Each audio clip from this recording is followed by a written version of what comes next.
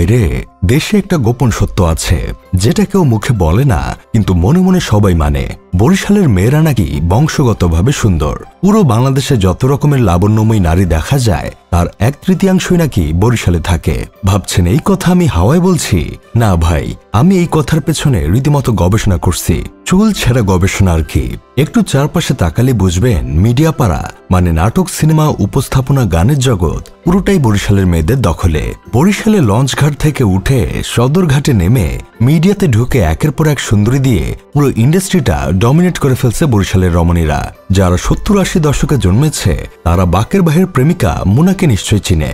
সে সময় মুনাকে দেখে বুকে চিনচিন ব্যথা হয়নি এমন যুবক পাওয়া মুশকিল। কোথাও কেউ নেই। কালজয়ী নাটকে মুনা চরিত্রে যে অভিনয় করছিল সেই সুবর্ণ মুস্তাফার শেকর বরিশালে। তারপর 90 দশকের দিকে আসি। ওই সময় জনপ্রিয় দুই অভিনেত্রী বিজরি বরকতুল্লাহ আর তানিয়া আহমেদ, তাদের বাড়িও নাকি বরিশাল।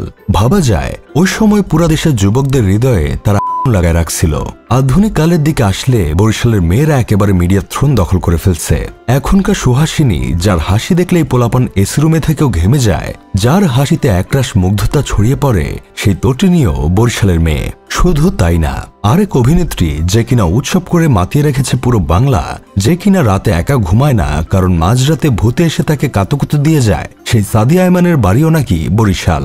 মাইকের চেয়ে যার গলার সাউন্ড বেশি, যে কথা বললে মনে হয় উনি যখন জন্মেছিল তখন বাজারে হয় মধু শেষ হয়ে গিয়েছিল, নয়তো মধুর বাজারে আগুন লেগেছিল, সেই সুকণ্ঠী অভিনেত্রী অহনার বাড়িও নাকি বরিশাল। সিয়াম আহমেদ, তৌসিফ মাহবুব, শাওন, টয়া সবাই বিয়ে করে ফেললেও তাদের সার্কেলের মধ্যে যে বান্ধবীটা বিয়ে করেনি সেই সাফা কবিরের বাড়িও নাকি বরিশাল। সেলিব্রিটি ক্রিকেট লিগে 1 ওভারে 9টা হোয়াইট বল করে বিশ্ব রেকর্ড করা সালহা নাদিয়া, তার বাড়িও নাকি বরিশাল। শুধু তাই না, জাতীয় সঙ্গীত গেয়ে কান্নার জলে ভেসে যাওয়া আরেক নাদিয়া আহমেদ, তার বাড়িও বরিশাল।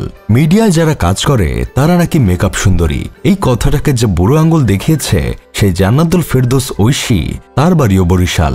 সবার কথা বললাম, এখন যদি আরেকজনের কথা না বলি তখন তো আপনার আবার মাইন্ড খাইবেন।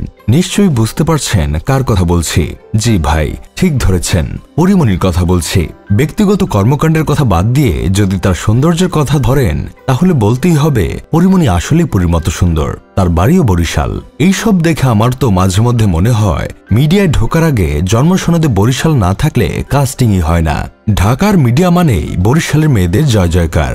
এখন প্রশ্ন হলো বরিশালের মেয়েরা এত সুন্দর কেন? দেখেন ভাই, বরিশালের মেয়েরা সুন্দর হওয়ার কিছু কারণ আছে। তারা রোজ সকালে নদীর জলে মুখ ধোয় আর আয়নার বদলে পদ্মার পানিতে নিজের ছায়া দেখে। জানি আমার কথা বিশ্বাস করবেন না। দেখেন ভাই, বরিশালে একটা প্রচলিত কথা আছে, জন্ম যদি বরিশালে হয় তাহলে সৌন্দর্য গ্যারান্টেড। এজন্য মনে মনে ঠিক করেছি বিয়ে যদি করি তাহলে বরিশালের মেয়েকেই করব। আপনাদের পরিচিত যদি কোনো বরিশালের মেয়ে থাকে তাহলে আমার কপাল বরাবর ডজন খানিক মায়া ছুঁয়ে মারেন। আমি সেখান থেকে বেছে একজনকে বিয়ে করব। অবশ্য আমার বন্ধু কেরামত আবার বলছে বরিশালের চেয়ে 1000 গুণে সুন্দরী হলো নোয়াখালীর মেয়েরা। নোয়াখালীর মেয়েরা মিডিয়া লাইনে আসে না বলে তাদের সৌন্দর্য সম্পর্কে কেউ জানে না। যাই হোক, শেষমেশ আমি গোলাম হোসেন একটা কাজের কথা কই। এখন আপনারা অনেকে বলবেন আপনাদের জেলার মেয়েরা সুন্দর, কিন্তু ভাই শুধু বললে তো হবে না, প্রমাণ দিতে হবে। প্রমাণ হিসেবে 2-1 জনের ছবি আগে আমাকে একটু দেখান, আগে দেখে পরে বিশ্বাস করব।